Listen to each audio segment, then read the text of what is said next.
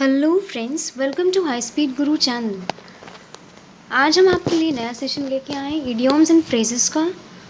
Idioms and phrases tricks, यानी कि यहाँ पे हम आपको ट्रिक्स बताएंगे कैसे इडियम्स एंड फ्रेजेस को दिमाग में आप रख सकते हैं एंड कैसे आप एग्ज़ाम में इडियम्स एंड फ्रेजेस के सेक्शन जो भी क्वेश्चंस आते हैं, स्पेशली हमारे एसएससी एग्ज़ाम्स में, कैसे आप अच्छे मार्क्स स्कोर कर सकते हैं। एसएससी एग्ज़ाम्स में जो प्री के पोर्शन में है उसमें इडियम्स एंड फ्रेजेस कितने मार्क्स का अप्रॉक्स आता है?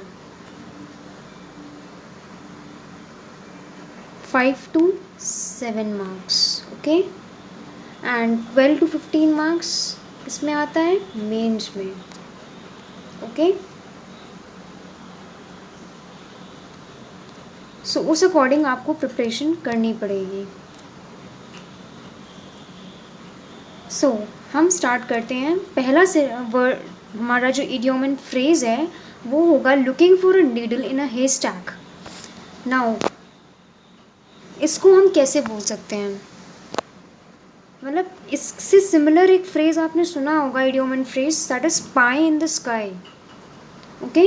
It's pie in the sky, pie in the sky. So इसकी अगर आप सोचिए कि अगर आपकी गार्डन में आपकी नीडल, आप मतलब वहाँ पर बैठे हैं बेंच वगैरह में एंड सिलाई करने बैठे हैं, तो आपकी नीडल कहीं गार्डन में गिर गई, ठीक है, तो क्या उसे ढूंढना मुश्किल है कि आसान है, कि मतलब इम्पॉसिबल है? It's impossible to find a needle like thing, okay. So garden में वैसे भी कोई चीज़ फाइंड करना इतना आसान भी नहीं है, और नीडल तो और भी ज़्यादा। सो ये कहीं ना कहीं एक ट्रिक है। तो ये मतलब looking for a needle in a haystack का मतलब क्या होता है? Doing something impossible.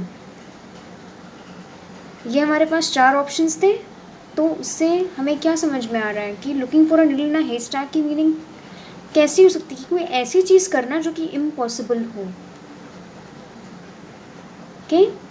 ये है हमारा करेक्ट इसका मीनिंग। बाकी ऑप्शंस भी आप पढ़ सकते हैं, बट आपको यही सबसे बेस्ट लगेगा, okay, that doing something impossible. अब एक सेंटेंस है, trying to find a lost ring in the market is like looking for a needle in the haystack. Trying to find a lost ring in the market मतलब अगर market में हम अपनी अंगूठी है वो हमारी खो गई है, तो उसे फाइंड करना इतना ज़्यादा मुश्किल है, ठीक है, इतना ज़्यादा मुश्किल है। It's like impossible thing to find a lost ring in the market. Ring जैसी छोटी सी चीज़ मार्केट में फाइंड करना, और अलग से भी कुछ रीजंस की वजह से मार्केट में कोई चीज़ हम जब खो जाती है तो फाइंड करना बहुत मुश्किल होता है।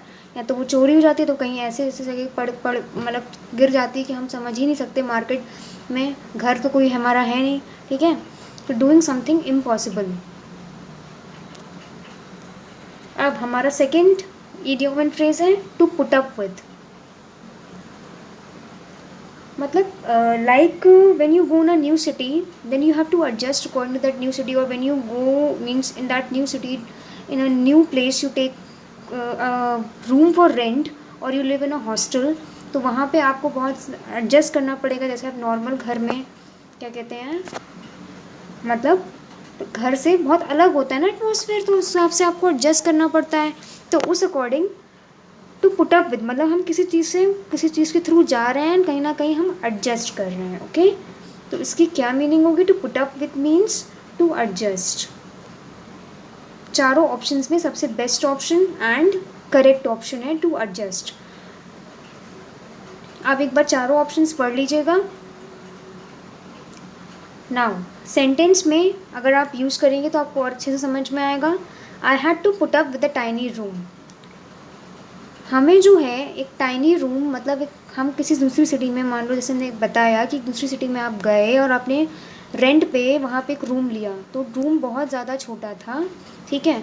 तो उसमें आपको काफ़ी ज़्यादा एडजस्ट करना पड़ा, अपने पूरा सामान वगैरह एडजस्ट करना पड़ा, ठीक है, हर चीज़ काफ़ी ज़्यादा एडजस्ट करना पड़ा।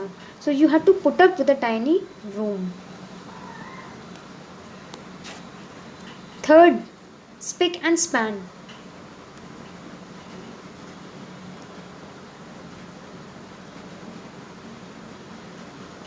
नाउ अगर आप बोलें कि you always keep your house in a spick and span manner, ठीक है, यानी कि हम अपने घर को, इसका क्या सेंस निकल रहा है कि हम अपने घर को एक नीट एंड क्लीन मैनर में, एक अच्छे से साफ़ सफाई वगैरह करके उस ढंग से हम अपने घर को रखते हैं, ठीक है, मेंटेन करते हैं।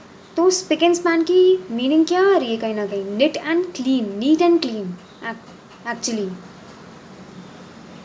तो ये चारों ऑप्शंस में कौन सा होगा, किचन इम्प्लीमेंट्स वेरी रॉन्ग, मतलब ये तो कहीं ना कहीं आप एलिमिनेट वाला है। अगर आप एग्ज़ाम में अगर आपके पास आता है तो कहीं ना कहीं आप जब समझेंगे या सेंटेंस के थ्रू आएगा अगर, ठीक है, तो उसमें आपको समझ में आएगा कि ये एलिमिनेट भी आप कर सकते हैं ऑप्शन से, किचन इम्प्लीमेंट्स तो हो ही नहीं सकता, हार्ड वर्किंग भी कहीं ना कहीं नहीं सकता, काम एंड क्वाइट भी इट्स मतलब अगर आप एलिमिनेट करें अपनी लॉजिकली तो भी आपको समझ में आएगा कि एलिमिनेशन से भी आप ऑप्शंस को हटाकर जो सबसे बेस्ट ऑप्शन है उसे मार्क कर सकते हैं। So neat and clean.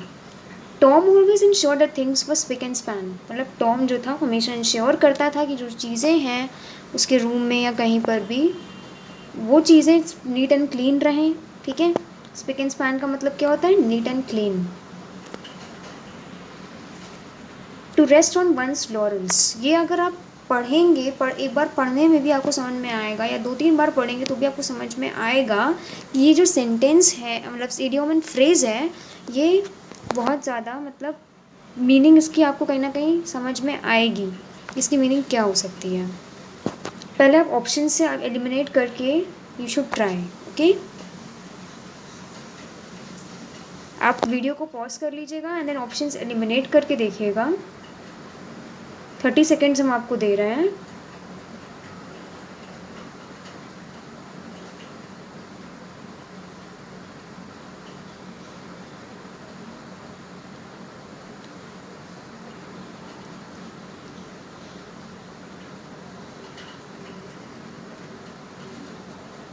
Okay, the time is over.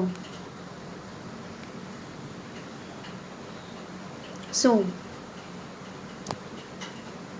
आपने ऑप्शंस एलिमिनेट किए होंगे, ठीक है, जो मैंने आपको टाइम दिया वीडियो पॉज करके आपने एलिमिनेट करा होगा, तो आपको भी समझ में आया होगा कि कहीं ना कहीं टू डाई तो बिल्कुल ही नहीं हो सकता, टू बी लेज़ी भी नहीं हो सकता, ठीक है, जो सेंस निकल रहा है कहीं ना कहीं पढ़ कर ही। To be proud of one's victory, हाँ ये थोड़ा बहुत हो सकता है, बट सिर्फ विक्ट्री ही हमारी अचीवमेंट नहीं है। To rest on one's laurels मतलब कि जब हम कोई चीज़ अचीव कर लेते हैं तो उस चीज़ पे हम बहुत ज़्यादा सेटिस्फाइड हो जाते हैं, तो मत या प्राउड हो जाते हैं, लेकिन सिर्फ विक्ट्री नहीं, जीत के मामले में नहीं होता ऐसा, और भी कई चीज़ों में हम अचीवमेंट करते हैं तो we are very satisfied and proud types, okay. So सबसे best option and the correct option क्या है, to be satisfied with one's achievements. Example क्या है सेंटेंस का, When her son got 60% marks, she was at rest on her laurels, मतलब जब उसने उसका सन जो है बोर्ड्स वगैरह में 90% मार्क्स स्कोर करा उसने, तो वो बहुत ज़्यादा सेटिस्फाइड थी उसके अचीवमेंट्स से। She was at rest on her laurels, actually में उसने भी मेहनत करी थी तो उसकी मेहनत का भी फल उसके सन के जो रिज़ल्ट में उसमें दिखा, ठीक है, पढ़ाया वगैरह, तो उससे she was very satisfied when her son got 90% marks. Now, fifth and the last, make a beeline for.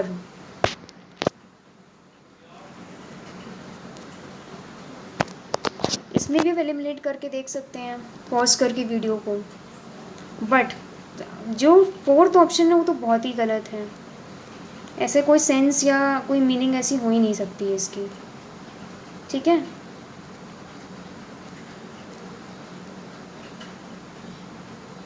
Stand in a Q, it's something relatable, make a line for Honey, it's very wrong that कि B का मतलब इसमें हनी से ही connected हो, ठीक है, idiom and phrase है ये। सो हनी से ऐसा नहीं हो सकता, ठीक है, भले ही बी का मतलब हनी है, honey bee. Go straight to stand in a queue, इसमें कौन सा आपको सबसे सही लग रहा है ऑप्शन, आप वीडियो पॉज करिए एंड देन एलिमिनेट करने की कोशिश करिए।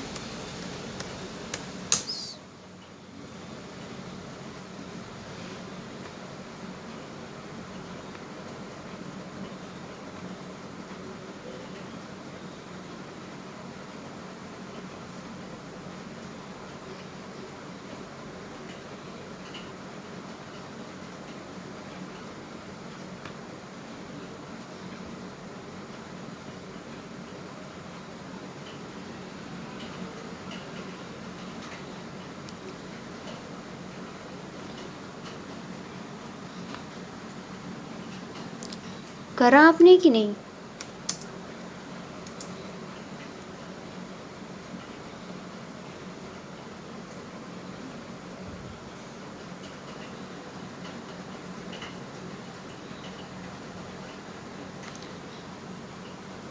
Make a beeline for का क्या मतलब है कि ये वाला ऑप्शन जो है गो स्ट्रेट टू, ये करेक्ट है हमारा। ठीक है, स्टैंड इन अ क्यू नहीं। एग्जाम्पल से समझते हैं तो ज़्यादा समझ में आएगा। When he saw me in the kitchen he made a beeline for the door. मतलब जब उसने मुझे किचन में देखा, तब जैसे ही उसने मुझे किचन में देखा वैसे ही वो डोर से निकल गई बाहर। ठीक है, वो किचन में होगी, वो स्ट्रेट डोर के बाहर निकल गई। ठीक है, ये डोर की तरफ चली गई, go straight towards the door. ठीक, तो स्टैंड ना क्यों तो बिल्कुल ही नहीं इसमें मैच करेगा। Okay, understood.